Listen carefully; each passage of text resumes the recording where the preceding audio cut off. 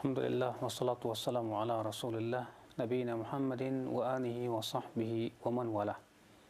Asyhadu an la ilaha illallah wahdahu la syarikalah wa asyhadu anna Muhammadan abduhu wa rasuluh. Qala Allah Ta'ala fi kitabihil karim, ya ayyuhalladzina amanu taqullaha haqqa tuqatih wa la tamutunna illa wa antum muslimun, amma ba'd. Ayol ikhwah, azani Allah wa iyyakum. Allah menciptakan tidur untuk kita adalah merupakan kasih sayang Allah kepada kita. Karena manusia adalah makhluk yang lemah. Manusia butuh istirahat. Sehingga dengan tidur itu, manusia bisa mengembalikan kekuatan dia yang ketika ia telah bekerja di waktu siang, ia merasa lelah padanya. Di saat tidur itulah, tubuh kita mengadakan perbaikan-perbaikan lagi. Sehingga ketika kita bangun tidur dalam keadaan kita fresh kembali, dalam keadaan kita segar kembali. Dan ini subhanallah nikmat Allah yang sangat besar sekali. Di mana Allah menjadikan kepada kita tidur. Allah menjadikan kepada kita ngantuk.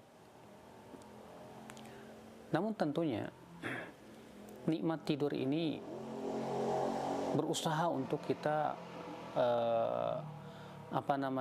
menghasilkan padanya pahala yang besar di sisi Allah Subhanahu wa taala. Kenapa demikian? Karena tentunya kita tidak ingin ketika kita bangun tidur dalam keadaan kita tidak mendapatkan pahala apapun juga. Kita tidak ingin ternyata setelah kita tidur yang ada adalah percuma, sia-sia.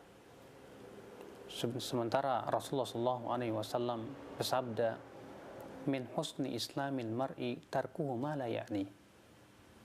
Termasuk kebaikan Islam seseorang, dia meninggalkan apa yang tidak bermanfaat untuknya.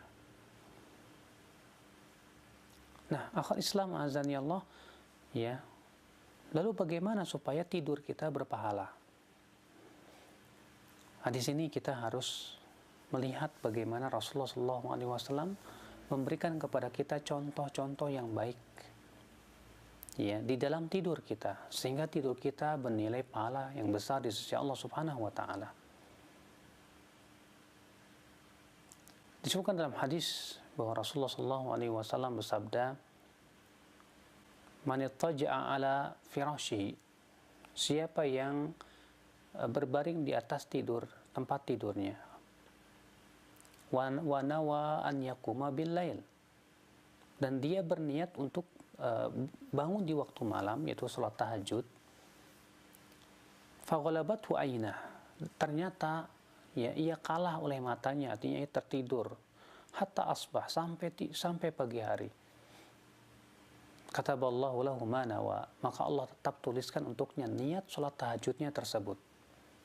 Wa kana naumu lahu shadaqah, dan adalah tidurnya menjadi sedekah buat dia. Subhanallah. Perhatikan akhwat Islam azani Allah wa iyyakum, Rasulullah SAW ketika di dalam hadis ini mengatakan, siapa yang mau tidur kemudian ia berniat untuk salat tahajud, lalu apa yang terjadi? Ternyata dia kalah oleh tidurnya, kemudian ia tertidur, qadar Allah, baru bangun di pagi hari. Maka pada waktu itu kata Rasulullah, apa yang terjadi? Kata Rasulullah, kataballahu lahu ma nawa, Allah tetap tuliskan untuk dia niatnya yang baik tersebut. Subhanallah. Wa kana naumuhu lahu shadaqah, dan ternyata tidurnya pun dinilai sedekah oleh Allah Subhanahu wa taala. Bayangkan ketika kita tidur, selama kita tidur ditulis oleh Allah Subhanahu wa taala sebagai pahala yang berlipat ganda, sebagai sedekah. Siapa di antara kita yang ingin ketika kita tidur ternyata kita bangun dari tidur dalam keadaan kita mendapatkan pahala di sisi Allah Subhanahu wa taala? Maka niatkan ini. Maka ini kiat yang pertama. Apabila kita hendak tidur, coba niatkan bahwa kita ini mau sholat malam. Kemudian yang kedua, agar kita mendapatkan pahala yang berlipat ganda juga dari tidur kita, seperti yang dikatakan oleh Al-Imam Ibnu Qudamah dalam kitab beliau Mukhtasar Minhajil Qasidin, yang bagi lil abdi an yukthira an-niyah, selayaknya seorang hamba ya untuk memperbanyak niatnya. Maksudnya bagaimana? Maksudnya ketika kita mau melakukan suatu perbuatan-perbuatan yang mubah, niatkan untuk hal-hal yang sifatnya itu wasilah menuju ibadah, sehingga bernilai pahala. Nah, ketika kita tidur, niatkan bahwa saya tidur untuk memberikan hak badan saya. Kenapa? Karena badan itu mempunyai hak. Sebagaimana Rasulullah SAW bersabda, wa inna li jasadika alaika haqqa, sesungguhnya jasadmu itu punya hak atas dirimu. Iya, jasad itu punya hak atas dirimu, kata Rasulullah SAW, untuk kita penuhi haknya, dan tidur termasuk hak jasad kita. Maka ketika kita berniat ya agar ketika kita tidur untuk memberikan hak jasad, itu menjadi nilai pahala di sisi Allah. Yang kedua, kita berniat agar ya kita bisa kuat untuk beribadah kepada Allah. Ya, saya tidur, saya mau istirahat. Mudah-mudahan saya bertambah semangat, kuat untuk beribadah kepada Allah Subhanahu wa taala. Maka ini niat yang baik, dan dengan niat-niat seperti itu kita akan mendapatkan pahala yang besar di sisi Allah Subhanahu wa taala. Subhanallah. Kemudian kiat yang ketiga, akhwat Islam, agar kita mendapatkan pahala di sisi Allah Subhanahu wa taala, apa itu? Yaitu kita berusaha untuk mengikuti adab-adab atau sunnah-sunnah tidur yang dicontohkan oleh Rasulullah sallallahu alaihi wasallam. Apa itu? Disebutkan dalam hadis adalah Nabi sallallahu alaihi wasallam, kata Aisyah, tidur di awal malam. Rasulullah sallallahu alaihi wasallam membiasakan diri tidur di awal malam. Berarti ini dianjurkan kita untuk tidur di awal malam, kecuali kalau kita mempunyai urusan yang memang sifatnya penting untuk agama kita atau dunia kita, ya. Adapun kemudian kita menghabiskan waktu malam kita untuk bergadang, itu sesuatu yang tidak disukai dalam agama kita. Makanya Rasulullah SAW tidak menyukai ya bergadang setelah sholat isya. Rasulullah tidak suka. Sebagaimana dalam hadis Abu Daud adalah Rasulullah SAW tidak suka tidur sebelum isya dan tidak suka berbincang-bincang setelah sholat isya. Iya. Maka akhal Islam azani Allah wa iyakum, Rasulullah SAW menganjurkan kita untuk dan bahkan mempraktekkan kepada kita ya untuk tidur di awal malam. Apa manfaatnya? Manfaatnya besar. Ya. Kenapa? Karena tidur di awal malam itu adalah cara tidur yang sehat. Oleh karena itu orang yang tidurnya selalu kemalaman selalu akan menimbulkan penyakit. Ya. Kemudian yang kedua, membantu kita untuk bisa bangun di sepertiga malam untuk sholat tahajud. Bayangkan kalau misalnya ada orang yang tidurnya jam 11 malam. Saya yakin kalau dia mau bangun jam 3 malam, berat sekali untuk bangun. Sehingga akhirnya dia untuk sholat tahajud sulit sekali. Tapi kalau dia tidur jam 9 malam misalnya, atau setelah sholat isya dia tidur, maka untuk bangun di jam 2 malam atau jam 3 malam sholat tahajud mudah buat dia. Oleh karena itu Rasulullah SAW dalam hadis yang sahih disebutkan ya, adalah Rasulullah SAW yanamu fi awwalil lail, adalah Rasulullah SAW tidur di awal malam. Dalam satu riwayat yang lain, yang Rasulullah SAW yanamu nisfal lail, adalah Rasulullah SAW tidur ya setengah malam, kemudian bangun di sepertiga malam, kemudian tidur lagi di seperenam malam. Nah, ini adalah merupakan cara tidurnya Nabi Daud yang disebutkan oleh Rasulullah SAW, dan itu juga yang dipraktikkan oleh Rasulullah SAW tentang bagaimana tata cara tidur yang sunnah. Itu kita tidur di awal malam, kemudian kita bangun di sepertiga malam, kemudian kita sholat, lalu kita tidur lagi di seperenam malam. Maka ini adalah yang dicontohkan oleh Rasulullah SAW. Maka kalau kita mempraktekkan tata cara tidur Rasulullah SAW seperti itu, ya kita akan diberikan keuntungan di dunia dan akhirat. Di dunia apa? Diberikan kesehatan. Untuk akhirat apa? Diberikan kekuatan hati. Sebab kata Rasulullah, idza nama rajul, apabila seseorang dari kalian tidur, aqada syaitan ya ala qafiyati ahadikum thalatha uqad. Setan akan mengikat kepalanya itu, kata Rasulullah, dengan 3 kali ikatan. Setiap ikatannya itu ditiupnya oleh syaitan sambil dikatakan, alaika lailun tawil farqud. Malam masih panjang, tidur saja kamu.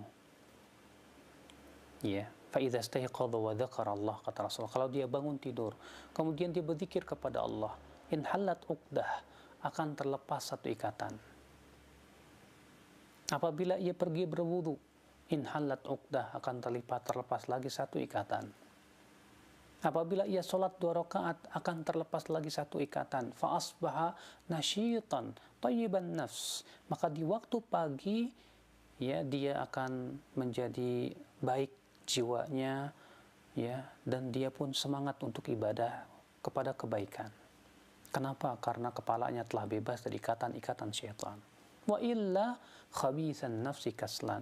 Jika ia tidak lakukan itu, maka di waktu paginya jiwanya akan buruk dan ia akan malas untuk berbuat ketaatan kepada Allah Subhanahu wa taala. Subhanallah, akhwal Islam, azani Allah wa iyyakum. Kemudian untuk mendapatkan pahala dari tidur kita apa lagi? Yaitu kita jangan lupa untuk membaca zikir-zikir sebelum tidur dan setelah tidur. Ya. Adalah Rasulullah SAW apabila tidur, beliau berbaring di atas rusuknya yang kanan. Dan kata Ibnu Qayyim dalam kitab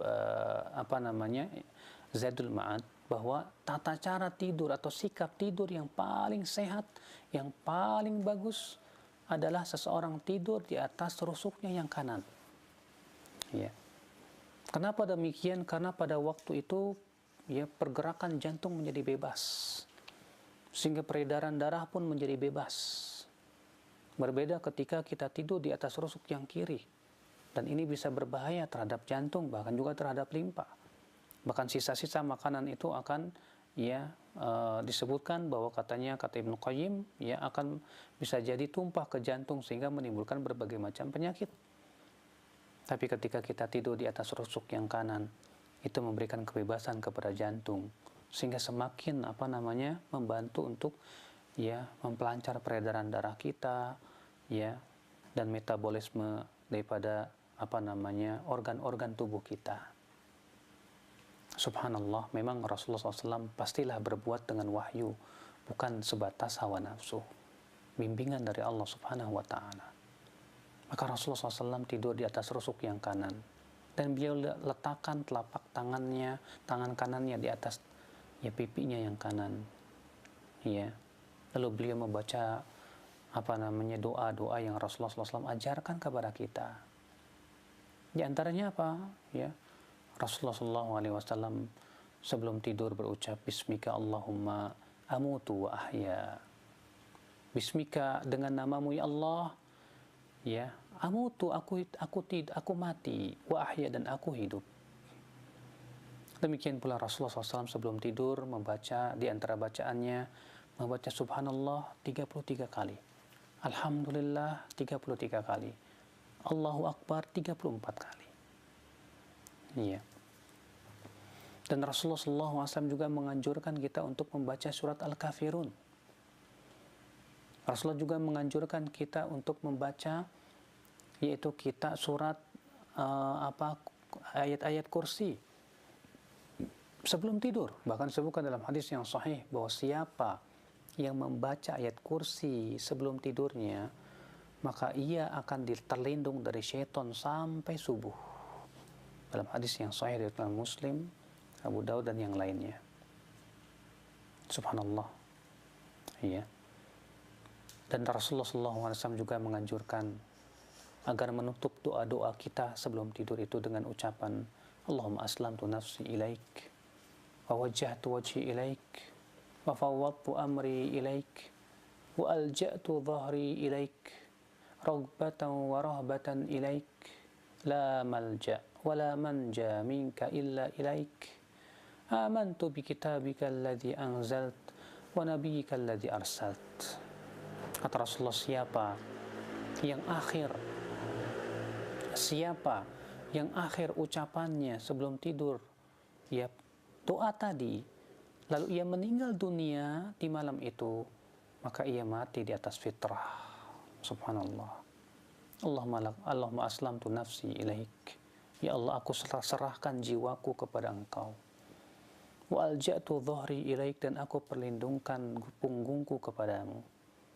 Ya, doa-doa yang sangat indah sekali ya akhwal Islam, yang menunjukkan penyerahan diri kita kepada Allah. Maka pantas saja orang yang membaca doa tersebut dan menjadikan sebagai akhir perkataannya sebelum ia tidur, maka itu menjadi pahala besar. Ia akan mati di atas fitrah, kata Rasulullah SAW. Namun sayang ya akhi, yang melakukan itu sedikit sekali. Kenapa? Iya. Karena kata Rasulullah, syaitan datang kepada kita. Baru kita baca sedikit langsung tidur. Baru kita baca bismika Allahumma amutu, tidur langsung. Kenapa? Karena syaitan tidak ingin kalau kita banyak berzikir kepada Allah ketika sebelum tidur kita. Dan itu sering kali kita rasakan demikian. Maka dari itu kita berusaha untuk bersungguh-sungguh semampu kita, ya untuk kita berzikir sebelum tidur kita itu, sehingga bernilai pahala besar di sisi Allah Subhanahu wa taala. Subhanallah. Kemudian ya, ketika bangun tidur kita berusaha juga mencontoh bagaimana Rasulullah SAW memberikan kepada kita bimbingan adab. Adalah Rasulullah SAW apabila bangun tidur, beliau tidak langsung berdiri, tapi beliau duduk dulu, beliau usap wajahnya, iya. Kemudian beliau membaca doa bangun tidur, di antaranya beliau berucap La ilaha illallah wahdahu la syarikalah lahul mulku wa lahul hamdu wa huwa ala kulli syai'in qadir. Subhanallah, alhamdulillah, la ilaha illallah, Allahu akbar, la hawla wa la quwata illa billah, Allahumma gfirli. Jadi antara doa yang Rasulullah ucapkan juga ya waktu ketika bangun dari tidurnya, yang beliau berucap Alhamdulillahilladzi ahyana ba'dama amatana wa ilaihin nusyur. Segala puji bagi Allah yang telah menghidupkan kami setelah mematikan kami, dan kepada Allah lah tempat kembali. Subhanallah. Itulah kehidupan mukmin, tak lepas dari zikir kepada Allah. Lalu Rasulullah SAW menengadahkan ia wajahnya ke langit. Lalu beliau membaca 10 ayat terakhir dari surat Ali Imran. Ya. Setelah itu Rasulullah SAW pun bangkit. Kemudian beliau pun berwudu lah. Setelah berwudu beliau pun sholat tahajud. Subhanallah. Nah inilah ya akhwat Islam yang dianjurkan oleh Rasulullah SAW daripada tidur kita. Bayangkan kalau kita mengikuti sunnah Rasulullah SAW dalam tidur kita, berapa banyak pahala yang kita dapatkan dari tidur saja. Dari tidur saja kita mendapatkan pahala yang melimpah ruah ya akhi. Ya. Maka janganlah kita melalaikan hal-hal seperti ini, karena ini perkara yang subhanallah yang banyak orang menganggap remeh, dan syaitan pun juga tidak ingin kita melakukan hal seperti itu. Akan tetapi kita berusaha semaksimal mungkin untuk melaksanakan hal-hal yang dicontohkan Rasulullah SAW dalam tidur kita. Dan jangan lupa, bangun dari tidur disunahkan kita bersiwak, karena itu yang dianjurkan Rasulullah SAW. Rasulullah SAW apabila bangun di waktu tidur, beliau pun bersiwak, menggosok giginya, menghilangkan bau mulutnya, dalam rangka mau beribadah kepada Allah Subhanahu wa Ta'ala. Semoga Allah menjadikan tidur kita ini sebagai sebuah keberkahan. Semoga Allah menjadikan tidur kita ini menjadi sebuah kekuatan untuk beribadah kepadanya, Dan kemudian ya tidur ini betul-betul memberikan kepada kita kekuatan pada badan kita, kesehatan pada badan kita. Ya bukan malah menjadi tidur itu menjadi malapetaka buat kita akibat daripada kita lalai berzikir kepada Allah Subhanahu wa taala. Ya, subhanakallah bihamdika asyhadu an la ilaha illa anta astaghfiruka wa atubu ilaik. Wassalamualaikum warahmatullahi wabarakatuh.